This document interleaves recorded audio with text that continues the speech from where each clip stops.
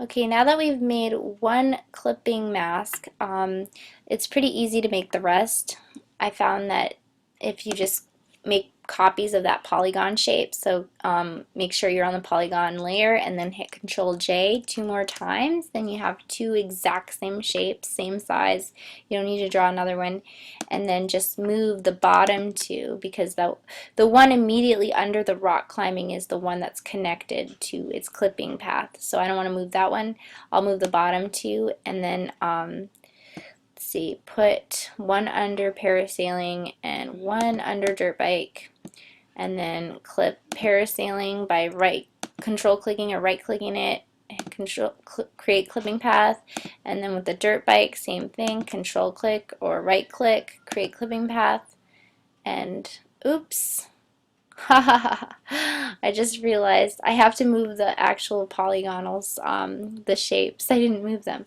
Okay, so let me go back and undo that. I have to make sure that I moved them in my layers panel, but I didn't actually move them on the page. So this one goes to the parasailing image, and whoops, move it back. This one below dirt bike goes to the dirt bike.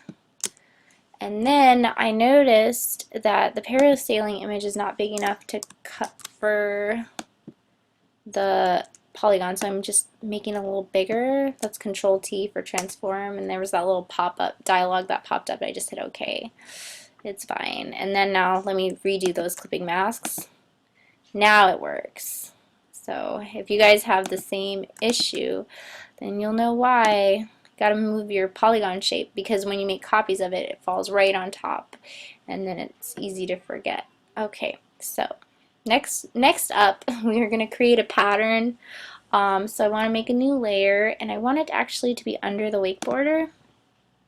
And I'm going to hit Control Shift N to create a new layer, and oops, let me go back in time. Control Shift N, and I want to make sure to name it pattern.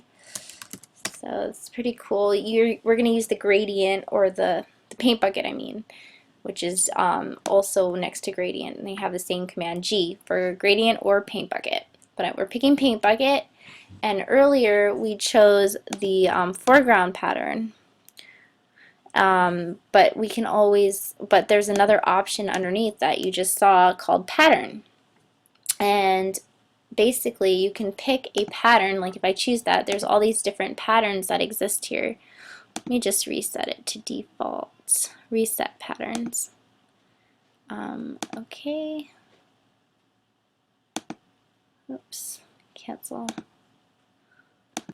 Oh, I've been playing with my patterns, so I had like a ton of different ones that I've been experimenting, because there's all these different kinds in the library, the pattern library, and I just wanted to see what different kinds they had. In the textbook, they just wanted us to pick one of the default ones, this one here. And so you pick it, and then you select an area, and they wanted us to select this left side here of the image next to the wakeboarder image and fill it with this pattern. So then I grab my paint bucket, and it's got my pattern that I picked, and I just click within my selection, and it fills it with that gray texture. I guess it's kind of like cement, I'm not sure. Or you can make your own pattern.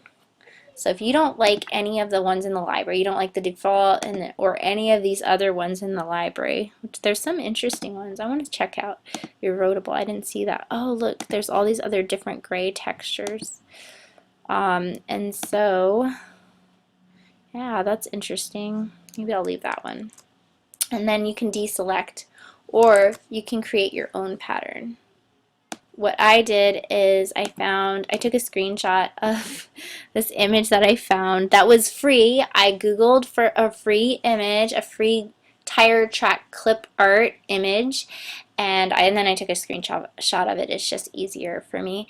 And then all you have to do is make a selection of the area that you want to turn into a track, and then hit edit, define pattern, and then save it, like tire track, call it whatever you want, and then you can close that, because Photoshop has memorized that for